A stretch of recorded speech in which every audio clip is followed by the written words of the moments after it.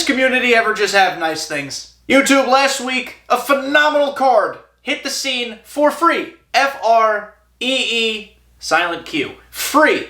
Aaron Judge May Lightning card was electric. LOL, that's a pun. The card's incredible. He has max clutch, max power, pretty good contacts, decent in the field, yeah, he's a little slow, whatever, but everyone focused on one singular thing. His 54 vision. Now yes, I will concede that 54 vision is not cash money. However, it is hardly holding the card back for 98% of the player base. And for that reason, we should celebrate that SDS gave us such a cracked free card. And ultimately, it's up to you. You be the judge. Another LOL. If Aaron Judge is right for you, if you are a veteran and all-star player, no shame on that. Aaron Judge is going to be a cracked demon. He's going to be one of your best cards, probably. If you play on Hall of Fame or Legend, he's probably maybe not for you, but ultimately that's your call. Don't let the word of others make the decision for you. I am only here to add my opinion to the mix, and today, a very vital piece of information to the mix. We're talking about vision.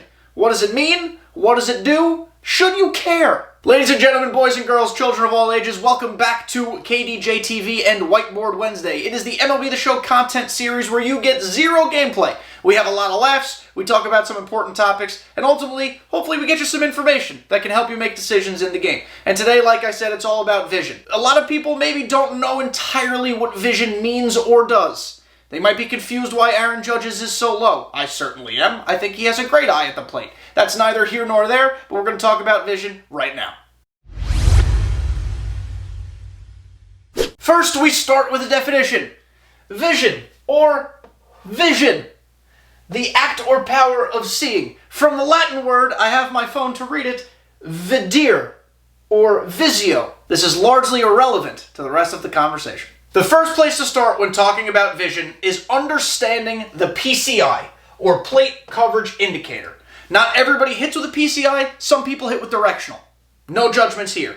But if you want to know what the PCI is, we're going to talk about that right now. The PCI at its core is made up of three things. Now, of course, there are many customizable options of how you'd like to make your PCI. You could literally make it blue like I have, if you'd like to. You can eliminate visually certain aspects of it, if you'd like to. But at its core, this is what the PCI is. There is the outer part of the PCI, the inner part of the PCI, and the center. Of course, like I said, you can customize it however you'd like.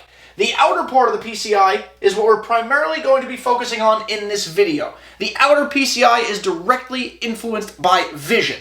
Inner PCI is contact rating and or clutch. The inner, or the center rather, is really just about where you're putting it to square the ball up and hopefully get perfect hits. It's also important to note here that the higher the vision rating, the larger the outer PCI. This is even true when playing online, even though now in MLB The Show 23 for the first time, the vision rating, or the vision area, it's hard to explain, it's cut in half online, so it is a smaller circle, but still, the relationship is the same.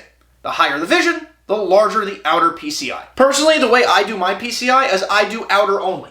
I have the center, but I don't want to see the inner. I know this is kind of counterintuitive to how some people choose to hit. Aim small, miss small is what you might often hear. But in my opinion, outer PCI gives me the most coverage and the freest eye line of the pitch coming out of the hand. It's a personal preference. You might think I'm stupid, you might have a better way that works for you, that's fine. I'm not here to tell you how to make your PCI, I'm just here to teach you what it does. Now this should go without saying, but vision on an MLB The Show card is this, VIS. That is the attribute you're looking for. I don't know why I have to say that. I probably don't to anybody here, but just in case, I've covered that base. Vision essentially does three things. There is a direct relationship between high vision and more foul balls. Why?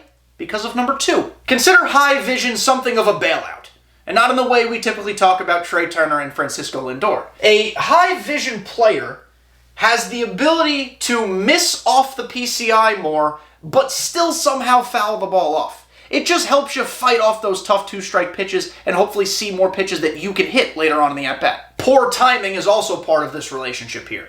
Higher vision players, even with poor timing, might still be able to fight a ball off. The last positive, theoretically of course, about vision is that it influences check swings. High vision players, if timed correctly, will check swing more than low vision players who will get called on a lot more of those borderline calls. You could of course argue that this is all skill-based.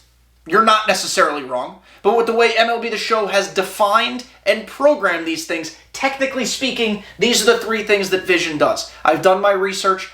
This is not anecdotal. I've looked all this up. Vision is directly impacted by one pitcher stat, and that is K per nine. It sounds silly to go over this, but here we are. K per nine is a pitcher's ability to get strikeouts. That is how it's defined in MLB The Show. It influences swings and misses and therefore counteracts Vision's ability to create more foul balls. So somehow, K per nine and Vision interact with each other, and they find some sort of relationship or algorithm to determine whether a swing is a swing and a miss or a foul ball. I don't know how the science works. SDS apparently does. Or if you don't like the game, they have no idea what they're doing. Vision influences timing windows. And timing windows is a phrase you've probably heard, maybe on your own, you just know what it is, or you've watched a lot of Twitch streams of a lot of competitive players who talk all the time about timing windows. Usually in a way in which is negative, because timing windows can really hamper, alter, indicate how a game is going to go. Timing windows are either your best friend or your worst enemy. And the higher the vision, the better your timing window will be. But what is a timing window? Let me define that for you. Of course, I could not find a verbatim definition here, but through aggregating a bunch of information, this is what I've come up with. In a very, crude way, think of a timing window as your ability to turn on a pitch. Pitches might sometimes creep up faster on someone with lower vision when the pitch is on the inside part of the plate. Why? It's because they have a weird timing window in there.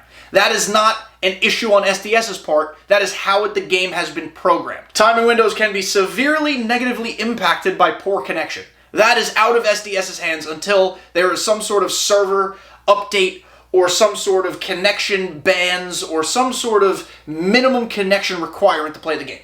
But timing windows when the game is stable is your ability to turn on a pitch. It's your ability to keep a ball fair. It's your ability to have a good timing swing versus a just late or even just early swing, depending on what type of vision we are talking about. Vision and timing windows also impact your foul versus miss swing result. Took me several tries to get that out of my mouth, and I don't know why. Think about it this way. We all know that it is hard to turn on fast pitches inside, especially sinkers, with Aaron Judge, especially from a righty. Why is that?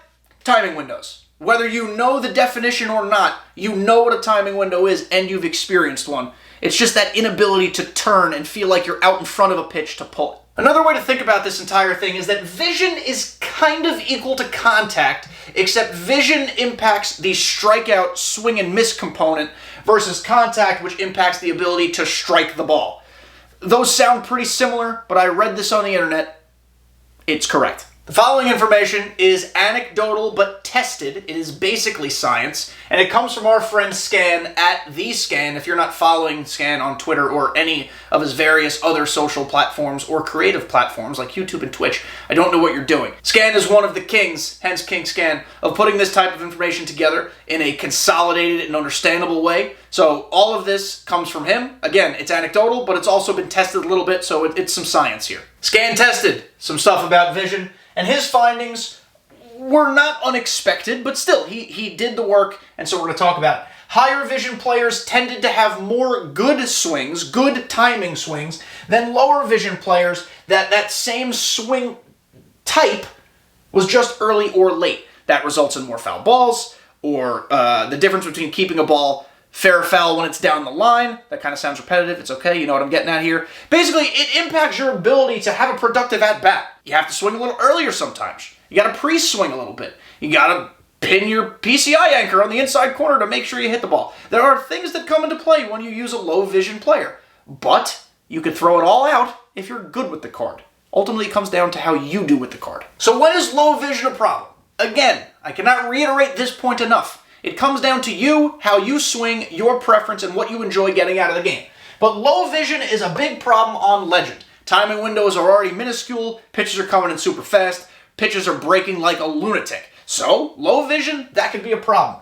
Same thing kind of on Hall of Fame. Depends on the player. If you're an excellent player who typically plays mostly on Legend once the season progresses, you probably won't have much of a problem. It might be an annoyance every once in a while. And again, it's connection dependent too. So if you have a bad connection, it's going to amplify the whole thing.